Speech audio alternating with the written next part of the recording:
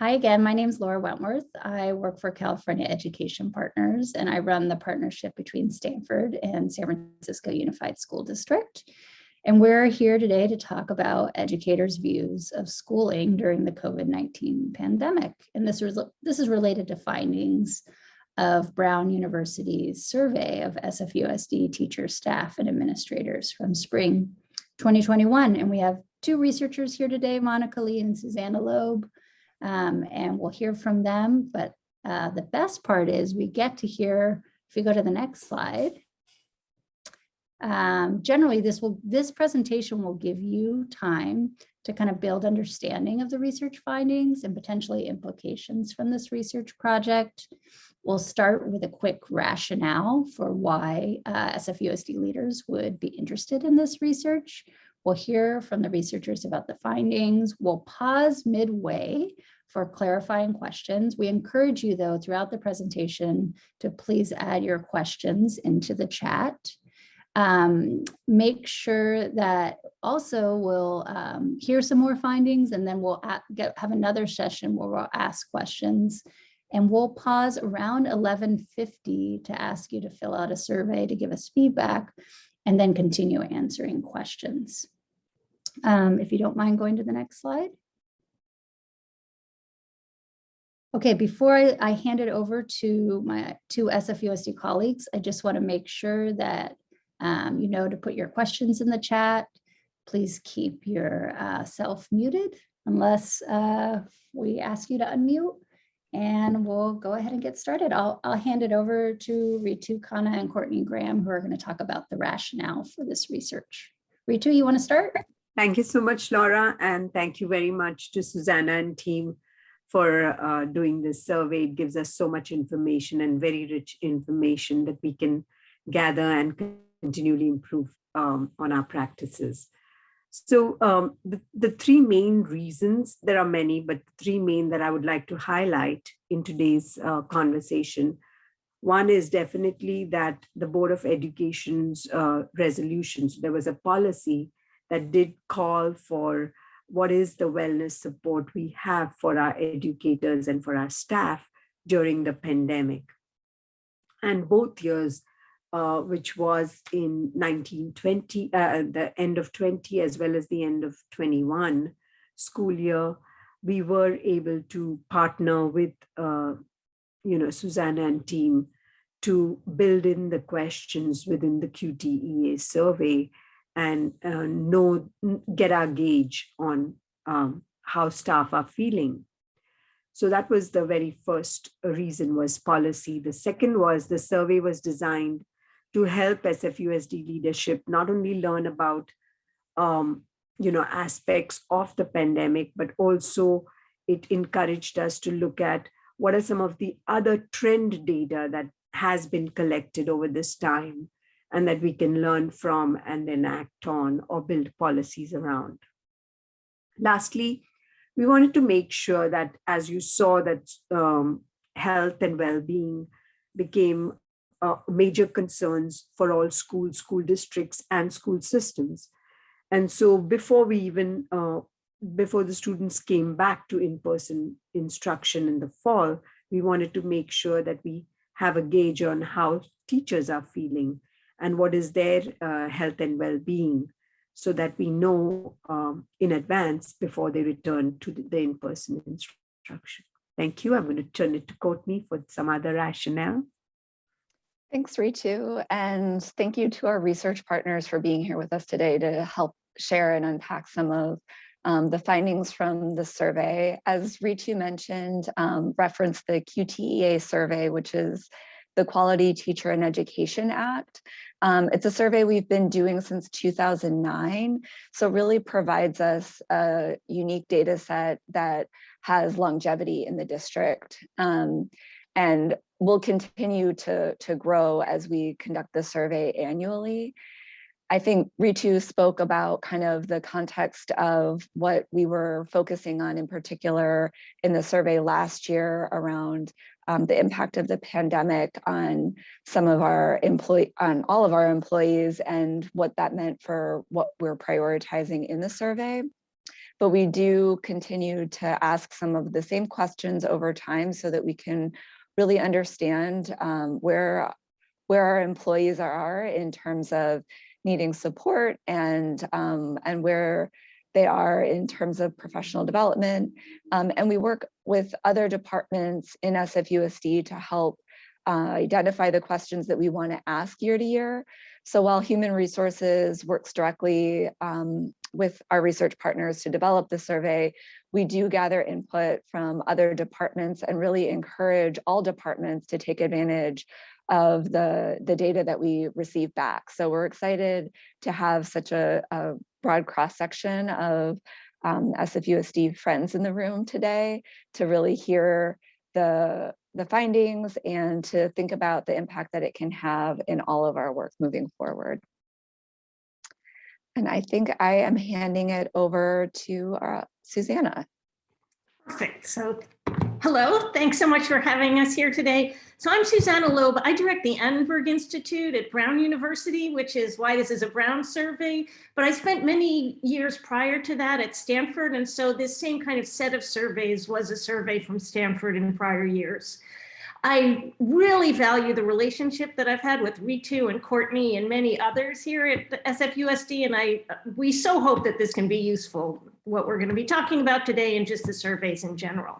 So today, Monica Lee, who is a senior research associate with me at the Annenberg Institute, and I are going to talk about the results from our educator surveys which happened in May and June of 2021.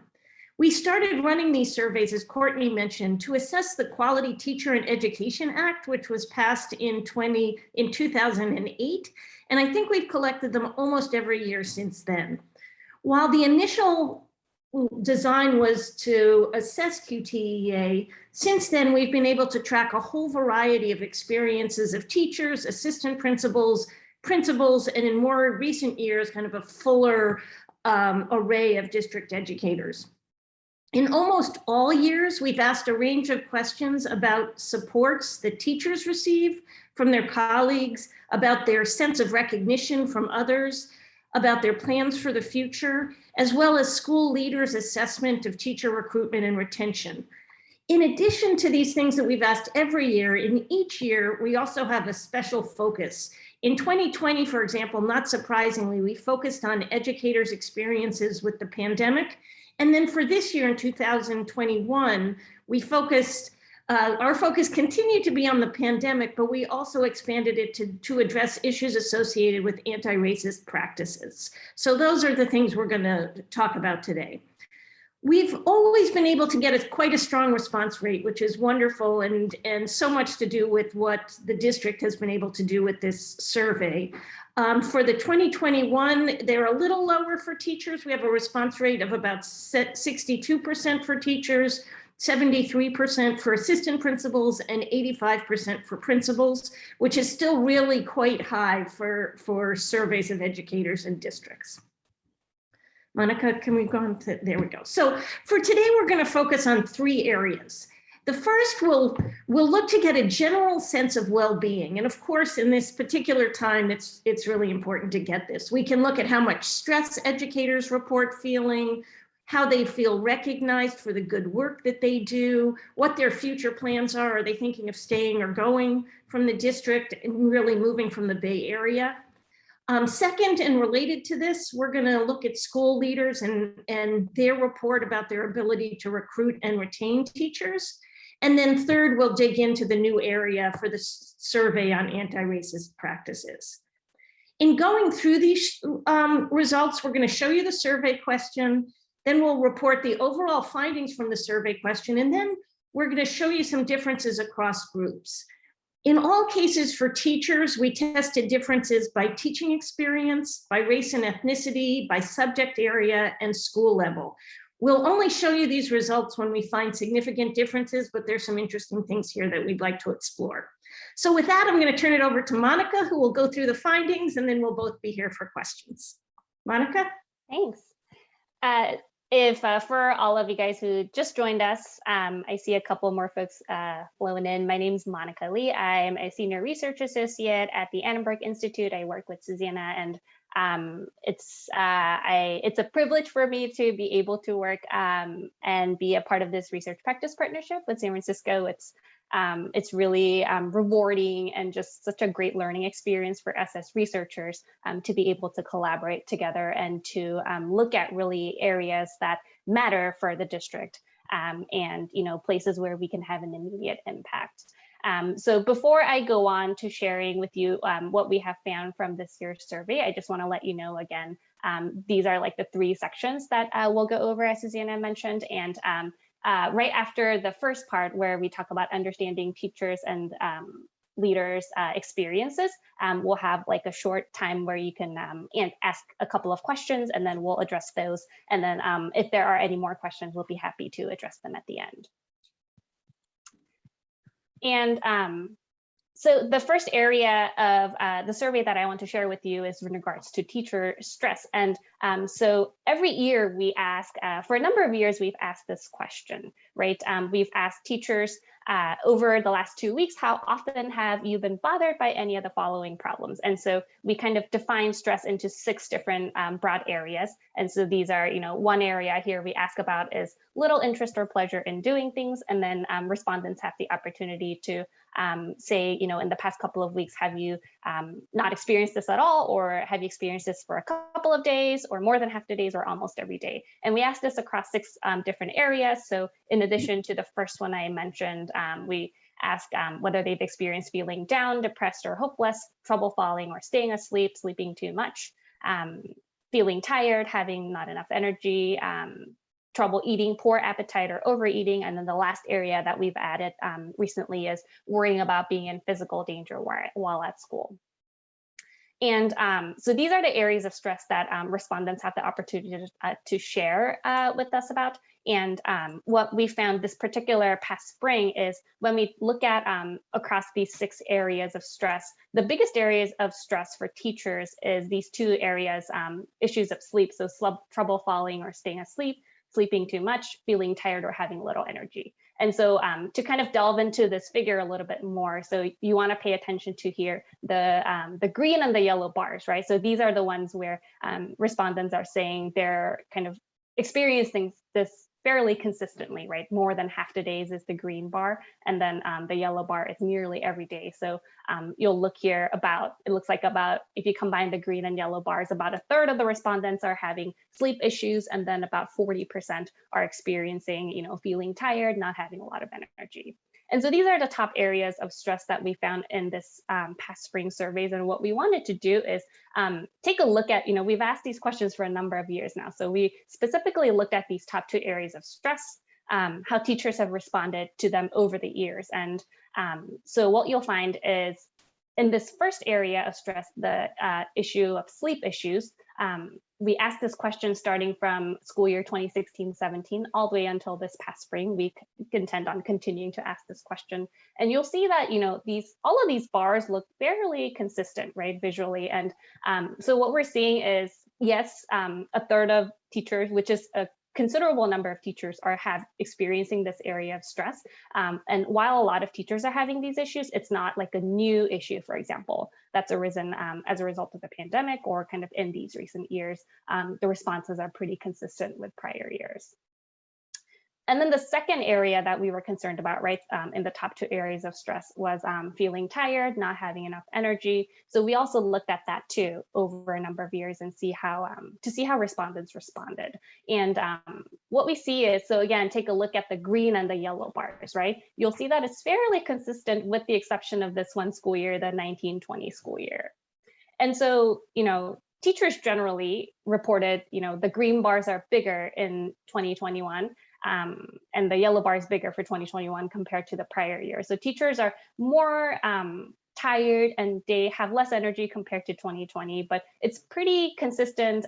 If anything, it's a slight decrease from what we call, I guess, the pre-pandemic years now, so 17, 18, and 19. And so there could be a lot of reasons why we see this pattern, but if we were to muse about it, maybe one thing is teachers, taught remotely for the vast majority of 2021. And then at the time that we launched the survey in 2020, teachers were fully remote at that time. So it is possible that with this kind of change in their daily patterns, maybe this particular area of stress is maybe less of an issue than it was before in the like prior to the pandemic, right?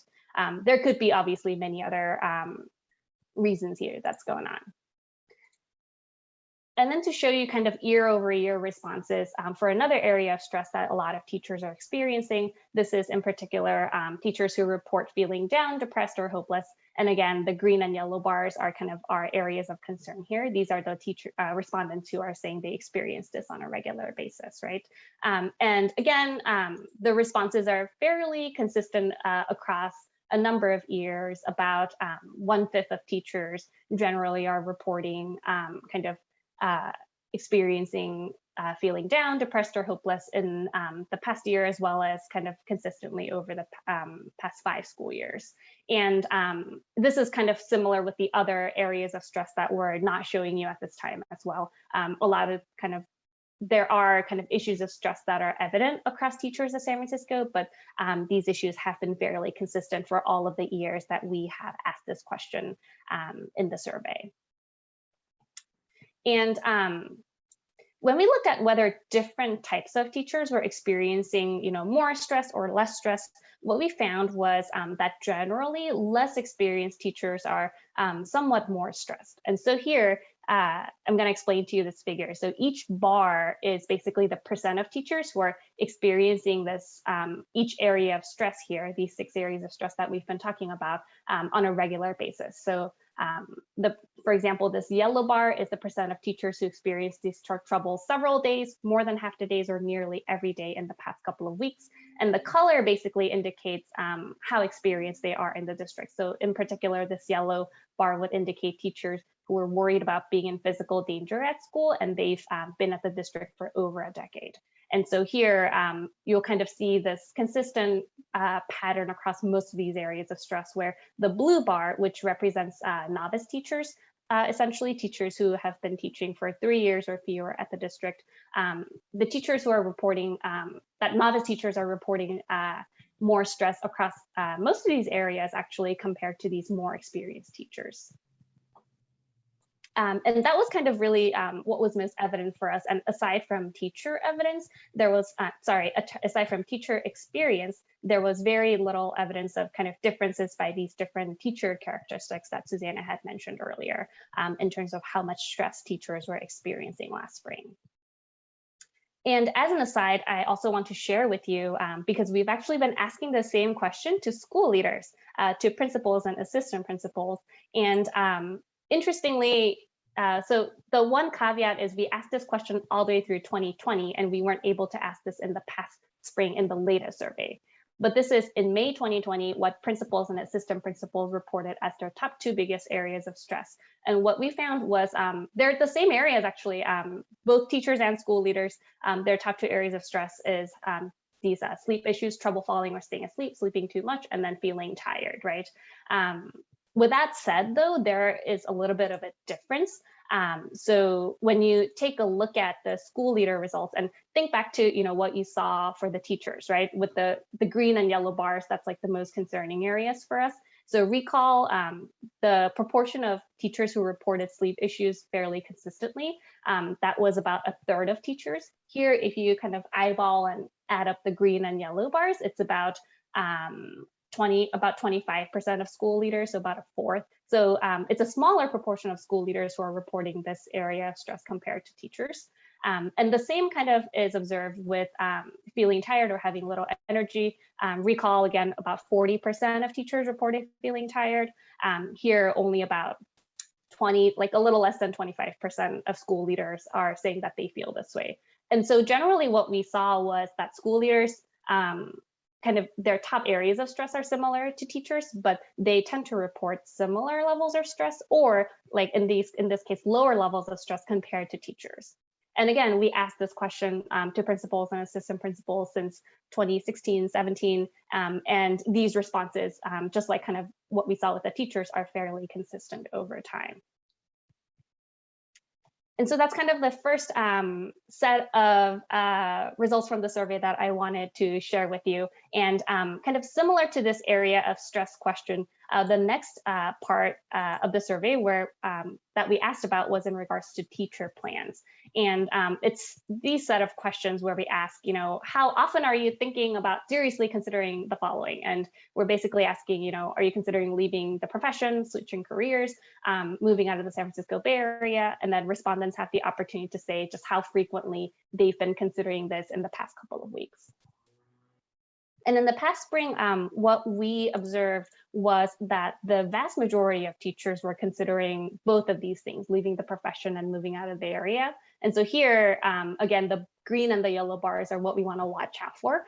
These are the ones where teachers are really considering this on a regular basis, right? And so you'll see, it's kind of going over this 50% line. So we know that the vast majority are regularly thinking about both leaving teaching and moving out of the San Francisco Bay Area. And there are, again, very little differences in terms of teacher characteristics, right? So in other words, teachers of various backgrounds, their responses didn't vary to this particular question.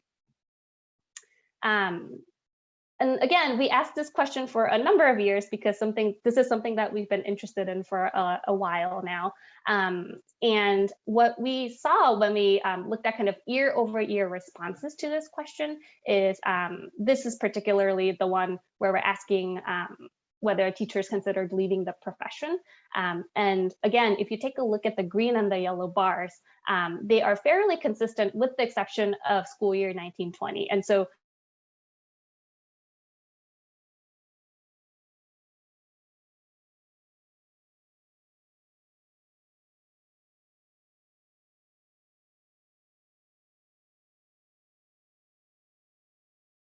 teacher responses. And again, we don't know exactly why, right? We don't ask teachers to explain why they feel this way, but one could suspect, given everything else that was going on in May of 2020, maybe like switching professions was not like the top of mind thing on many people's minds, right? That could be, and there could be, again, many other explanations. And in fact, if you look at the responses in 2021, yes, the vast majority of teachers are wanting to leave the profession and thinking about it, but it's fairly consistent to these it's beginning to look more consistent to these prior year responses that we have. And then it's actually a similar story to what we observe in to the other question of, how often do you consider moving out of, this area? And again, the majority of teachers are thinking about moving out of the Bay Area, and they do think about this fairly often, but it's really consistent to what we've seen kind of pre-pandemic, right? If anything, it's a slightly smaller proportion of teachers who are thinking about this really consistently on a regular basis, right? This past spring.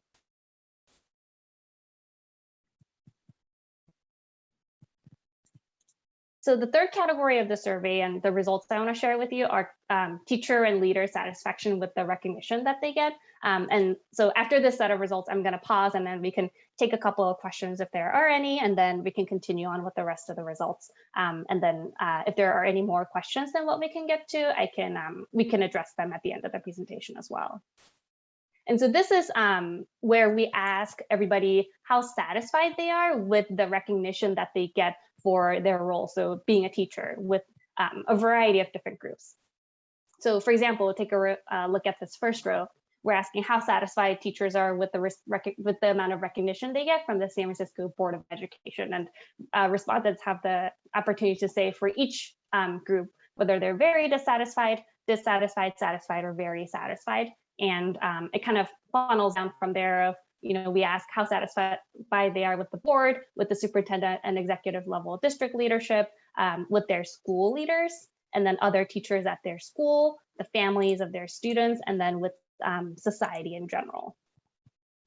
And the results are for this past spring look like this. And here, what we want to pay attention to, and it's a little bit different this time, are the blue and the red bars, right? So the blue and the red bars here indicate dissatisfaction, so respondents not being satisfied, and the green and the yellow bars are kind of the positive ones where respondents are reporting satisfaction.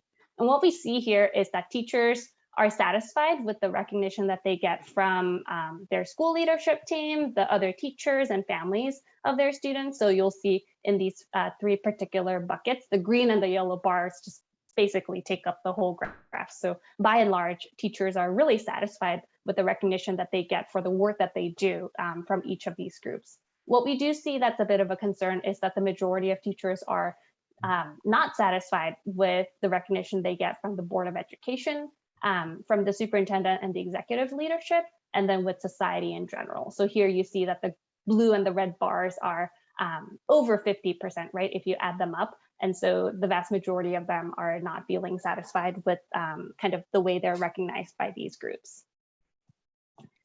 And again, we've asked this question for a really long time. And so we wanted to delve a little bit deeper into this and get a sense of whether teacher satisfaction has changed over the years. And the first bit that we look at is this top one, the satisfaction level with the recognition that teachers get from the District Board of Education.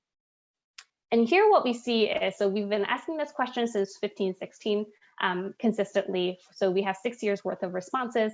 And you'll see here, if you just take a look at visually the blue and the red bars here, they're kind of decreasing, and then there's a jump back in 2021. And so generally what we see is that teachers are reporting that their satisfaction, teacher satisfaction with recognition from the Board of Education is somewhat lower than these like immediate pre-pandemic years. And so that's a little bit of a concern for us. And then it's a little bit of a different story when we look at teacher satisfaction with recognition from the superintendent and with the executive leadership, right?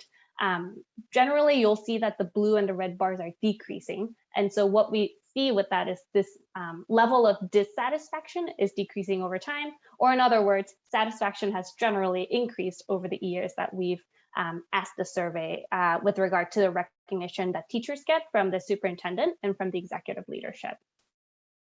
And then the other area where we saw kind of the majority of teachers were not satisfied was the recognition that they get from society. And what we see there is the year over year, we see, the bars are fairly consistent. So what we take this to mean is that teachers are generally dissatisfied with the recognition that they get for being a teacher from society in general. It's fairly consistent over time. There's a bit of a jump you see this year, right? So more teachers are dissatisfied this year. And that could be, again, for a number of different things, but I think we can all agree that 2021 was particularly stressful, perhaps, for teachers for a number of different reasons, right? And then as a kind of a foil, I want to show you the level of teacher satisfaction with recognition from the people at their school, right? And again, this is year over year. We've been asking this for 6 years now. And you'll see that the blue and red bars are really small here. And if anything, the green and yellow bars are getting bigger and bigger over time, right? And so what we take this to mean is generally teachers on average are reporting higher satisfaction with the recognition that they get from their school leaders over time. So it's kind of higher and higher. And what we see in 2021, the green and yellow bars are taller than what we see in 15-16. And so this is kind of a good sign in terms of increasing satisfaction. And again, we asked the same question except to school leaders, so principals and assistant principals, and because we want to know whether they're also satisfied with the recognition they get for their work and for their role from all of these different groups, right? And you'll note, since they are the school leaders of their school, we ask them how satisfied they are with the recognition they get from the different coaching teams that they work with in the district as well. And what we see here is just take a look at the green and yellow bars for now. I know there's a lot of like colors and numbers here. Just take a look at the green and yellow bars and you'll see, right here in the middle of the graph, the green and yellow bars are really high and they basically take up the whole graph. And what that means is generally satisfaction among principals and assistant principals is really high with their coaching and their leadership teams. And then here with teachers at their school and with their students' families. This past spring, the vast majority of school leaders were really satisfied with kind of how they were recognized and how they were appreciated by these groups. And then you might see a pattern here kind of similar to teachers. The majority of the school leaders to whom we asked this question were dissatisfied with the recognition that they got from the Board of Education. This is here on top, the superintendent, executive leadership, and then society and central office. But you'll see the Board of Ed kind of sticks out a lot more in terms of the proportion of school leaders who are quite dissatisfied with the recognition that they got from them. And again, if we look kind of year over year, what we see is particularly the level of satisfaction that these principals and assistant principals got from the Board of Education. You see that these blue and red bars are kind of somewhat starting to take up more and more of the graph as the years go on, right? From 2016 to 2021. And generally, what we're observing is that satisfaction with the Board of Ed has decreased among school leaders in the recent years compared to prior years. In contrast, the level of satisfaction that school leaders have with the recognition that they get from their superintendent and the executive leadership is pretty consistent kind of with prior years. And it kind of, you'll see that the bars are jumping around a lot more than the bars with the teachers. But again, that's because we have much fewer school leaders who are participating in the survey than teachers, right? We have thousands of teachers, but we just have like hundreds, even fewer than that, of assistant principals and principals, right? And then lastly, in terms of satisfaction with recognition, actually, that's the last one. So generally what we see is, this pattern of dissatisfaction with kind of district level leadership over time amongst both school leaders and teachers. But generally teachers and school leaders are both very satisfied with, the folks that they're working at in their respective schools. And I think that is really positive. And at this time, I want to pause. I've been talking for 15 minutes straight and see if there are any questions in the crowd that either Susanna or I or anybody at the district who is hosting this presentation can take. Yeah, thank you both so much. And there's a couple of questions in the chat, and I know there's a lot of information that you shared, and there's a lot more information that you also have to share. And so while we give people a chance to enter any other questions I have, I just wanted to ask one question, because it's been really helpful that you show us trends over time, comparisons between groups. But something else that is really helpful for external researchers to share with us is to help us contextualize this. How do these patterns in SFUSD compare to nationwide trends?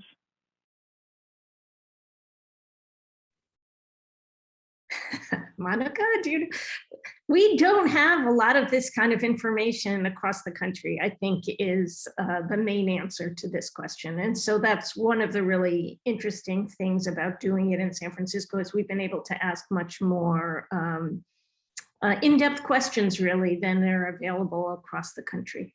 Monica, do you have anything?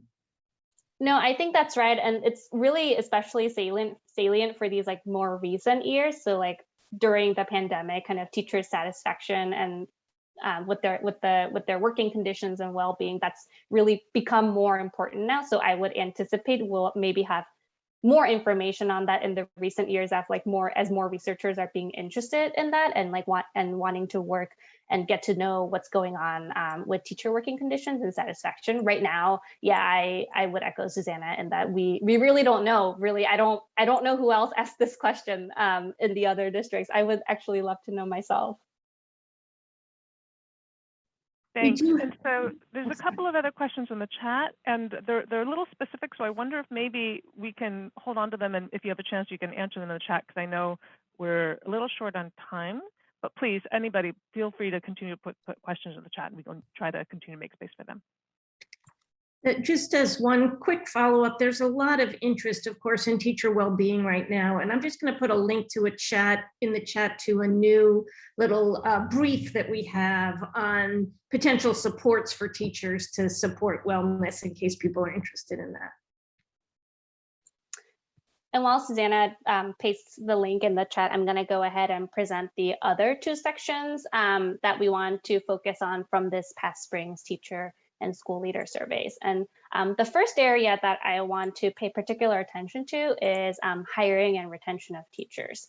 And so we asked this question just for the school leaders, for principals and assistant principals. We ask them if teacher hiring is a challenge at their school, as well as teacher retention. So we ask these questions separately, and respondents have the opportunity to say, generally, it is a challenge. Yes, it is a challenge, but only for certain positions. And then they can say maybe which subjects or which grade levels, things like that, are really challenging for them. And then they also have the opportunity to say, no, there's no problem hiring teachers or retaining teachers. And so I'm going to show you some breakdowns of what we found this past spring, as well as, again, kind of these year-over-year trends of what we're observing that school leaders are feeling about these areas. And so what we see this past spring is about half of the school leaders reported that hiring teachers was a challenge at their schools. So here, kind of a simple way of looking at this is in each of these figures, this one on the left is for assistant principals and the one on the right is for principals. And the green bar is basically the school leader is saying, no, this is not a problem. Hiring is not a problem at our school. And so generally about, 40% of assistant principals and about a little more than 50% of the principals who answered the survey in the past spring said that hiring is not a problem. And when we look at this year over year, what we actually see is, take a look at that green bar again. We've asked this question for 7 years now. This is astounding. And generally the green bar is increasing. And so what we're seeing here is fewer school leaders are having these concerns about hiring being a challenge in the recent years. It's just becoming less, they're perceiving that hiring is less and less of a problem than before. And again, we asked this question, but for teacher retention, we ask if teacher retention is a challenge in their schools. And again, if you take a look at this, immediately you notice just the green bar is very high here for both, the assistant principals and the principals in the survey, right?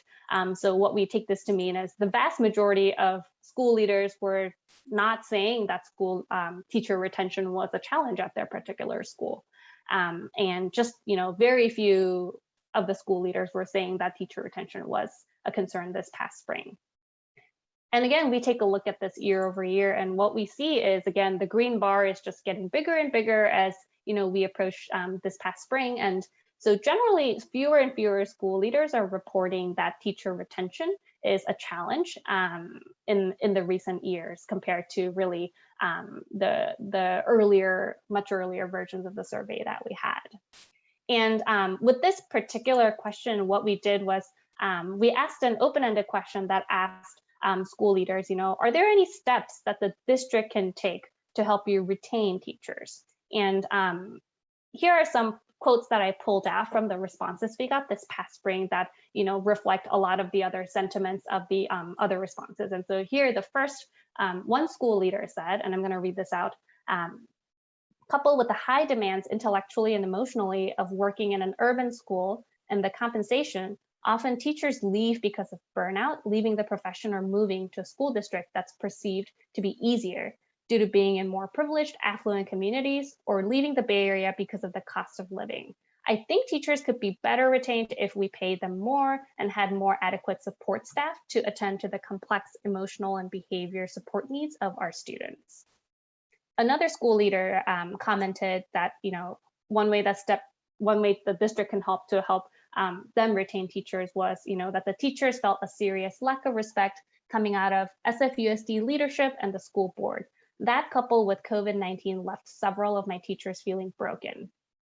Another school leader said, and this is the last quote, provide more paid release time to collaborate around PDs they have attended.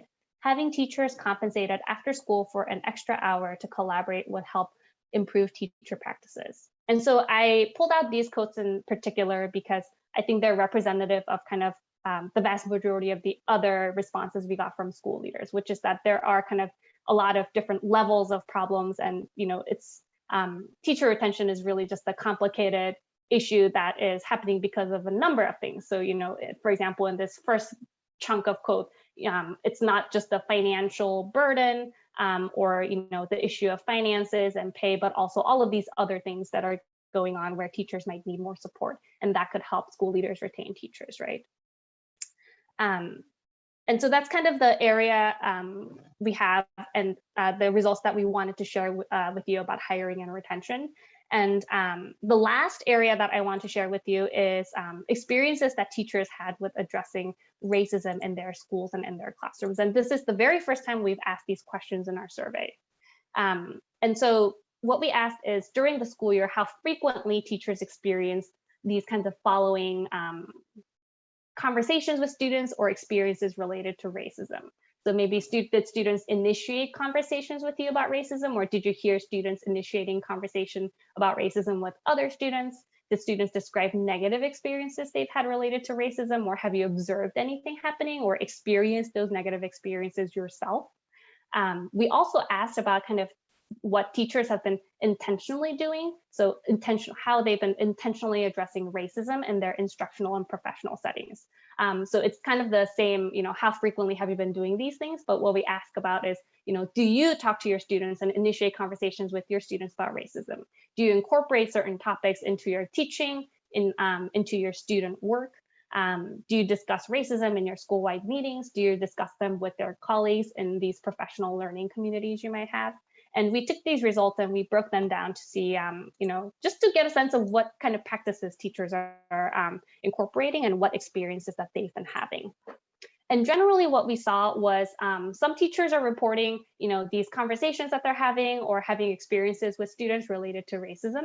And each percentage basically is the percentage of teachers who are reporting having this experience on a regular basis. So at least on the monthly basis during the school year. And so you'll see at most, a third of teachers are having students initiate conversations with them about racism.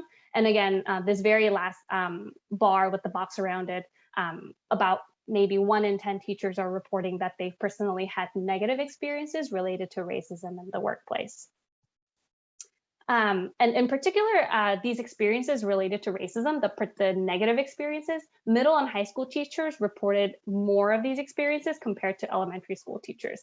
And the way you see this is the blue bar, which is for elementary school teachers, are much lower than the red, green, and the yellow bars, which is for secondary school teachers. So generally, we see higher proportions of middle, high school, and K through 8 teachers who are saying they hear students describe negative experiences, or they've had negative experiences themselves. They witness these things in the classroom. And within that kind of context, what we see is, this one.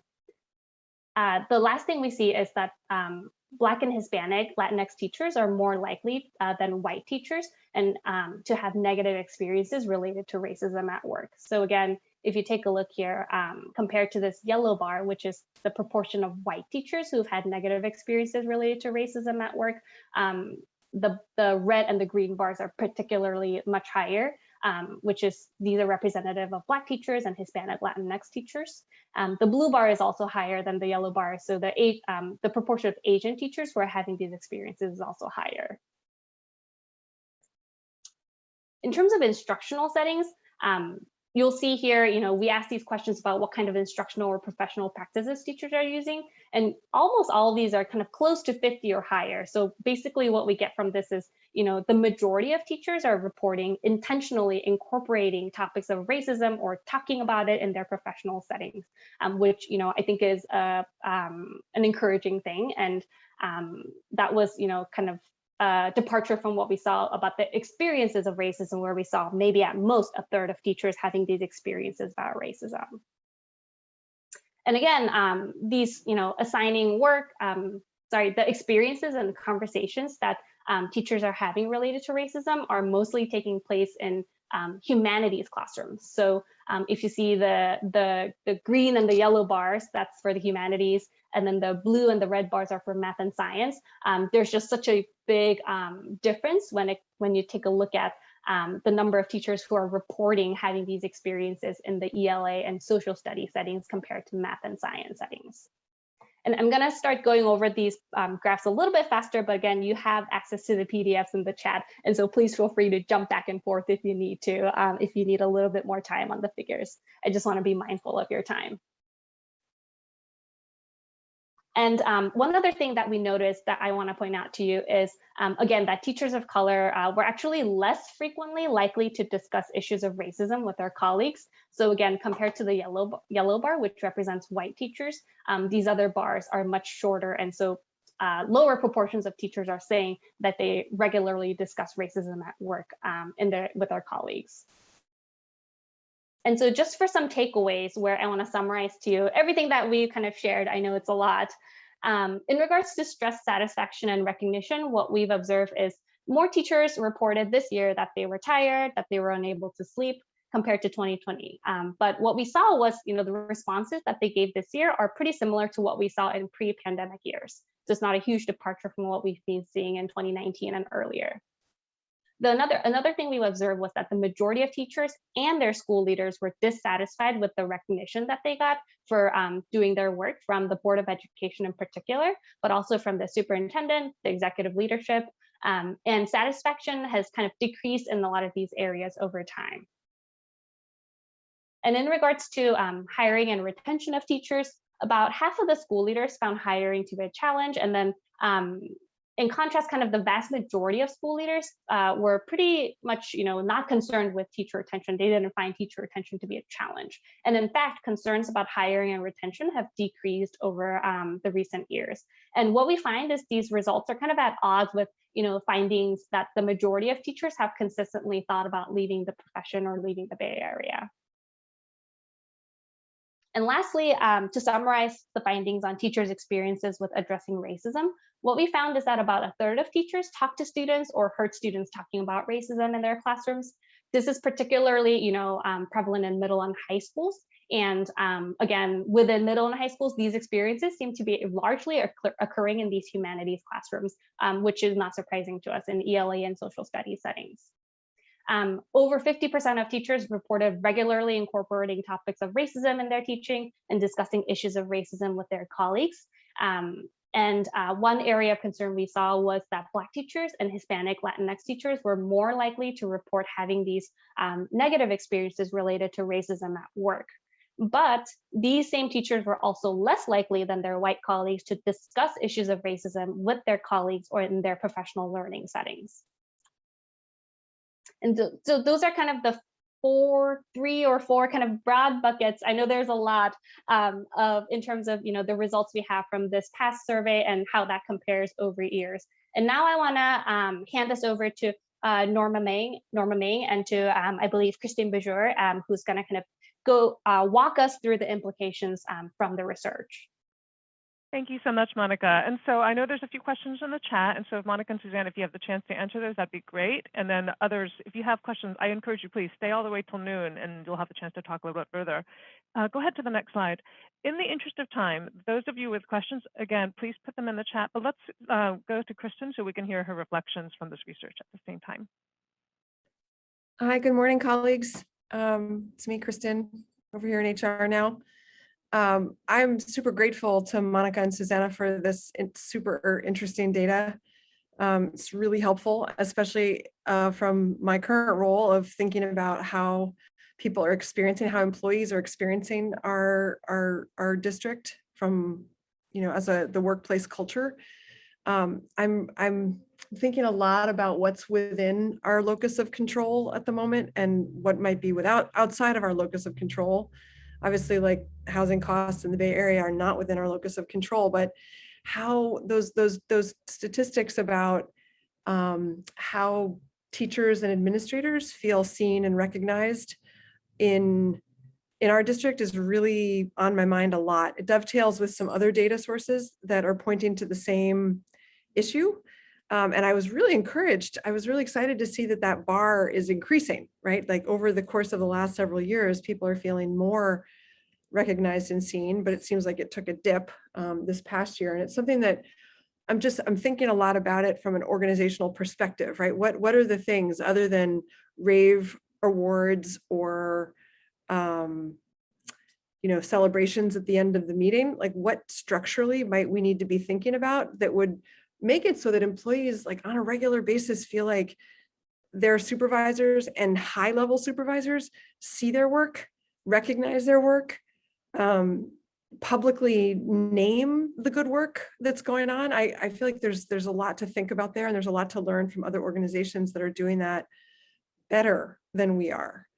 I really want SFUSD, I super deeply believe that people will have a lower churn, will have a lower turnover rate and a much higher retention rate, the more educators and leaders feel, and other employees in our district feel like they matter here and their work matters, and we see that their work matters. And that's obviously happening at the local level much better than it's happening kind of in the broader organization. So I'm thinking want to think a lot more about that. I'm thinking of, it's on my mind and my heart a lot. Also just wanted to comment briefly on the data about how much teachers are talking about race at school, and how particularly how Black and Latinx teachers are experiencing racialized harm in schools. This also mirrors other data sources that indicate this is a problem in our organizational culture. And it points me to thinking more and more about how much we're using the levers of professional learning time with leaders in particular to develop not only the equity literacy, the identity consciousness, like all the tools and skills that we know leaders need to have in order for conversations about race not to be difficult conversations, right? But to just be part of how we do school, right? And how we do district life, is having open and frank discussions about race, wherein leaders in particular are able to figure out where there are places where teachers of color in particular are experiencing racialized harm, and then handle those situations responsibly and thoughtfully and effectively so that stops. And we're actually holding ourselves accountable for a workplace culture in which all of our employees are experiencing a friendly and welcoming and inclusive culture. So I'm thinking a lot about, like, what needs to happen at the leadership level to create that kind of culture in schools. And not only that, but I also noticed that data point about how the places in classrooms where there's dialogue about race is mostly in ELA and humanities classrooms, which makes sense, right? It's often triggered by literature or current events, or those kinds of conversations happen in ELA classrooms. But right, we want talking about race as it may be playing out in how the classroom is functioning, not just in the content of the curriculum, which also again goes back to like how skilled leaders are in creating cultures in their schools in which teachers are in dialogue about race and how it's playing out in the classroom, in the curriculum, and of course interpersonally with each other. So those are two big focus areas that are on my mind as a result of seeing these presentations, and looking forward to collaborating with everybody on this call and taking some steps related to those two issues. Norma, if you don't mind, before you keep moderating, I just want to, if you don't mind going to the next slide for just a minute, just want to make sure you can talk and share these findings, the SFUSD leaders, with other leaders on your team. And we encourage you to integrate those findings into your priority work. You have a PDF of the slides now. Please feel free to stay for the next 7 minutes to continue asking questions. We're going to plop into the chat. It's like a 2 or 3 question survey that you can fill out to give us feedback on this. And then there's another upcoming presentation on November 10th that you can click on the Eventbrite link to sign up for, thinking about implications for effective in-person instruction based on what we learned during distance learning. I'll pass it back to Norma to moderate the questions, but just want to make sure in case people had to leave, they saw that. Thanks so much, Norma. If you could go back to the slide before this. Yeah, thank you all so much. And just respecting that many of us are working in online remote hybrid situations. I understand that people might need to leave. And so we understand it doesn't mean you're not interested, but thank you all so much for being present. And thank you so much, Monica and Susanna, for an incredible presentation of so much content. Thank you also for taking the time to go deeper with the questions that are in the chat. So I see that all of those have been answered. So for those people who are able to stay and do have some other questions, this is an opportunity for you to go ahead and post those. Something that I wonder about that I think is an opportunity for all of us to reflect on. I've heard people talk about retention in a couple of different ways. And so we could think that there's a mismatch, but we could also think that, well, retention is much more nuanced than that. It's about fit. And so maybe there's an opportunity for us to think about questions that we can ask with regard to retention of teachers that we wanted to make sure that we kept in other situations where maybe that wasn't so aligned. And so there would need to be some additional questions about that we can think about how best to get at that question. But let me see if there are other questions that people would like to pose while you have the opportunity. And Norma, I can just do a quick response to you. We do actually ask some further questions that we just didn't get into here. And I'm not sure, because of the pandemic, our survey is a little different than it had been in prior years. And we'll probably get back to some of the more in-depth retention questions in the next year. But in the past, we've asked questions about what they do to retain the teachers that they want to keep and what supports they need for that and how successful they are. So we have also been thinking about that kind of differentiation. Similarly, if they think a teacher isn't a good fit for the school or something like that, what kinds of approaches they take. So we do have some of that from prior surveys. Yeah, thank you. And I also wanted to acknowledge that there are differences in the hiring practices. And so HR has made change. It would be good for us to look more closely at how we might be able to couple those and to understand what is it that might be causing these changes in people's perceptions.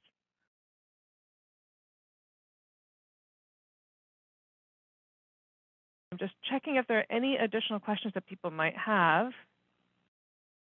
I think given the fact that everybody's here, there's definitely great interest in this topic. There's a nice comment from Chunyun Yang about the learning more about what factors drive those positive changes, which is somewhat what you were related to. You were just talking to it a minute ago. Well, one of the issues in the past too has been subject specific. So special teachers for students with special needs, some of the other more difficult to staff positions. And I think the district has made progress through pathways and things like that to improve the supply of teachers, particularly in these more difficult to staff areas. We haven't looked directly at those, though we've been very much wanting to look at the kind of impacts of the different pathway approaches that the district has tried, but certainly it seems to have produced a good number of teachers. Sharon, thank you for the additional comment that you have. Do you want to elaborate on that any further?